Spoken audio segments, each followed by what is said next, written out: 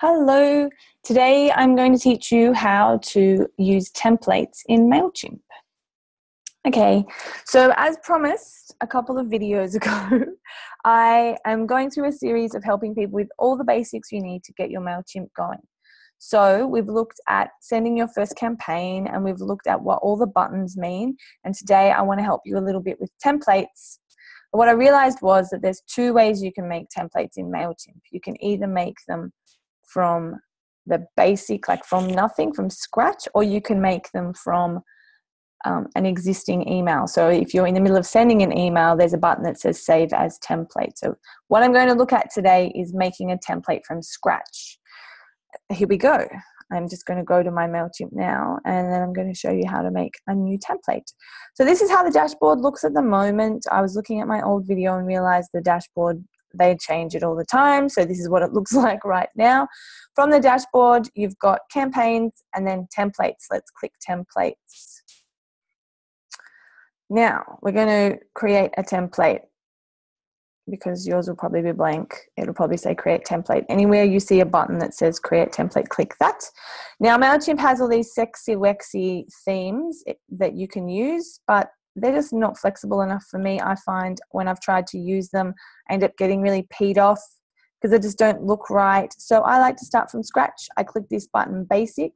Can you hear the thunder? It's just started storming. So nice. And then I'm going to choose this basic one column because the thing is, all these different layouts, you can create all of these within the basic layout. So let's just go with a basic one. Click select. And then boom, here we are, we're in. So you probably recognize this as just a really simple email that you've probably been sent by someone else. These are the different bits. This is like the pre-header. So this is where you put an enticing bit of copy, enticing preview. And, you know, it should be something that is, oh, I don't know why that's all caps. That looks kind of shouty. Just a little preview of what's to come in the email. It could be funny. It could spark curiosity. It's sometimes the only thing people see before they open the email, so you want it to be a bit interesting if you can.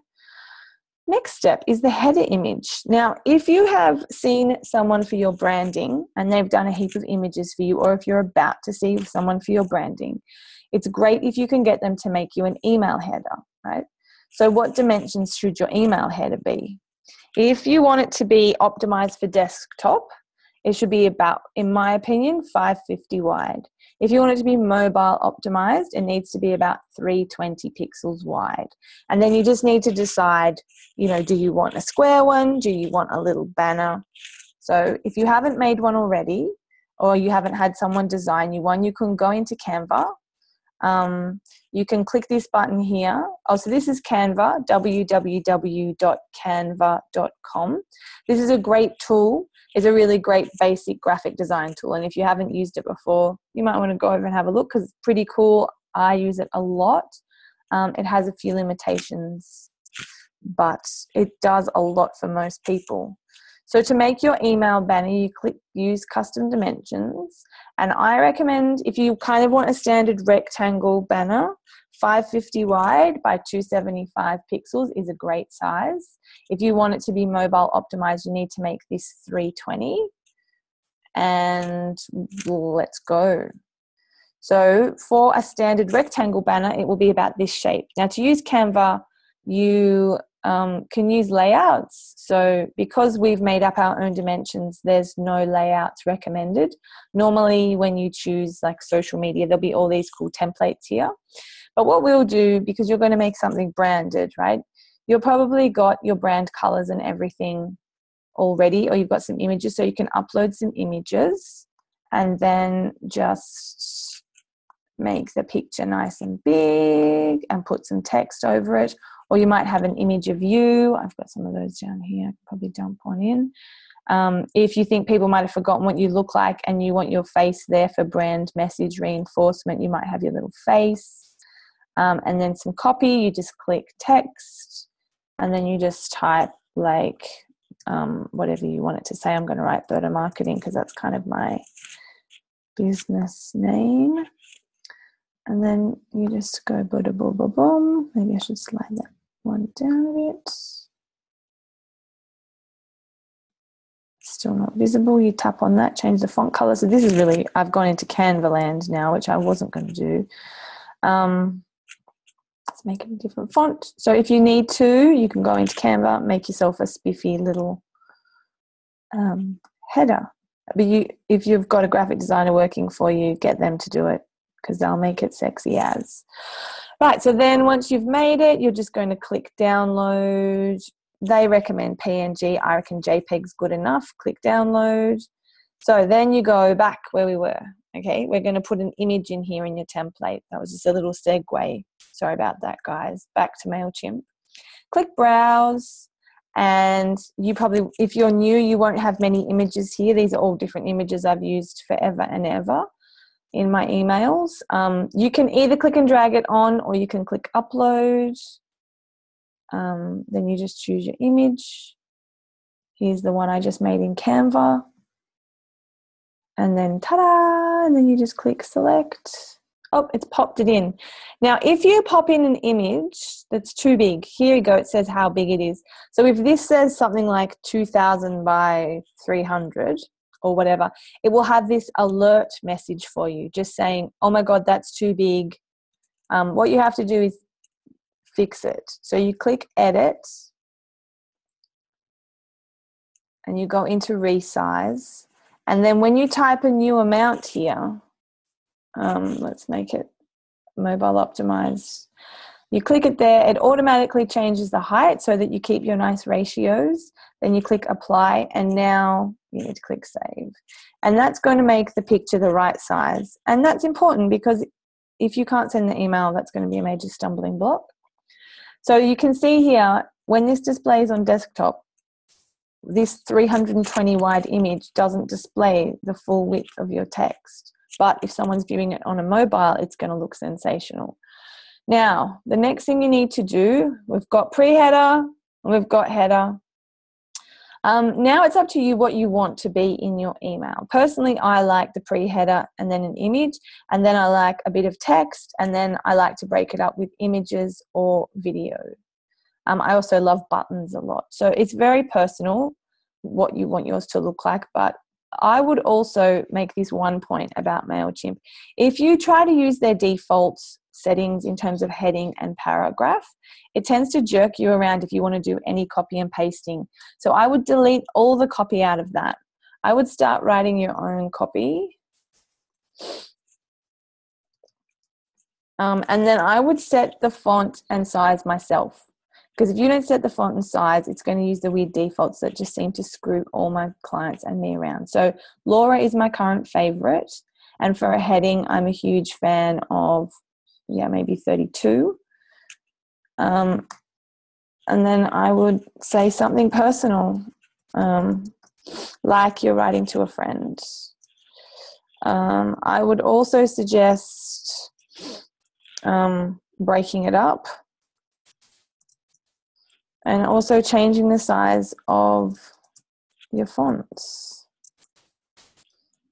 for emphasis. So I'd highlight all those. I would choose a font because otherwise it's just this default font thing. What the heck even is that? And I like 16 or 18 for body size. But like I said, I like to break it up, and I also like to change. Oh, I missed an O. I also like to change the size of certain things just because it breaks it up, especially if I'm sending a big body of text. So I might make some things like significantly larger, and they just have a subtle emphasis when someone's scanning their eye down. So for now, it doesn't really matter what you write there because it's only the template, and every time you're probably going to go in and write your own message. But if you've got your fonts set, so whichever you choose, like you might like, I also like Lato is a nice kind of sans font. Meriwether's gorgeous. There's all these cool fonts now that there never used to be, and there's also the standards. Helvetica's just a cracker. It's up to you. Now, to get these other things in, so once someone's had a bit of text, you might be leading them to something like a button. Or what will we put? We'll just leave it for now. Then you might want a bit more text, and then you might want to have a video. or a divider. You might have a little divider in there.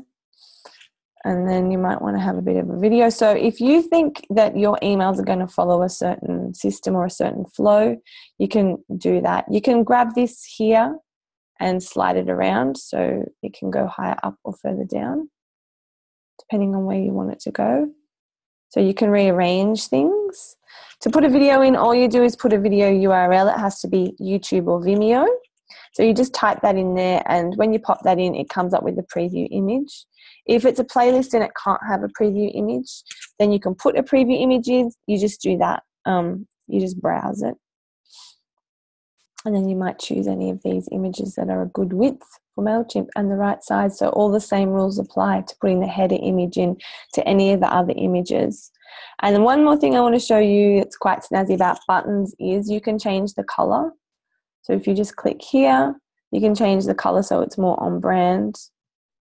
And then there's this cool button here that says apply to all existing button blocks. If you make a whole bunch of buttons, you can just format one of them and you click that, and then all the other buttons will have the same color, and you can change the alignment, you can change the spacing, you can change all kinds of things about the button, whether you want it center or left or right, la-di-da. And the other thing that I really recommend checking out in your email template is your social shares, because if you don't go in and customize them to be yours, then they'll just be what Mailchimp has there. So you have to go into each of these and put your own links in. Just like that. It's pretty easy. And then you can add more, and you don't want it to be Mailchimp's website, you want it to be yours. You can add more. So they have heaps more. And to change them up, you just scroll through. There's Facebook, Twitter, LinkedIn, YouTube. There's heaps. So you can go in and put in yours. And they show up down the bottom here. You can also customize what they look like. So I really like mine to be lined. You can have solid, you can have them like that, you can have them like that, you can have them like that, you can have them however you like. So I'm a big fan of the outline, but it's very personal. It just depends what your image is like. Furthermore, with your template, you can go ahead and change background colors for things. So the whole page, you can change the background color. You can change the pre-header color. So you might change it like this. You choose your brand colors that work for you. And yeah, you can change up the footer so that it's white, which is my preference. And it would look different depending on what you do. Footer. Didn't I just change that? No, I didn't. Come on, baby. That's more like it. So yeah, you can change all the colors of all these different sections, mobile styles. You can change all the heading sizes. All kinds of things you can customize to make it look more like you. And then you just click save and exit, and you give it a name like main list, or I usually name them like for the opt-in that they're for and things like that. And that will take you back to the template list, and there it is. It's not showing up yet because Mailchimp's still processing. But then you can go in, and when you start a campaign, you're going to choose campaign, and then you can choose this nice new template. Choose a list.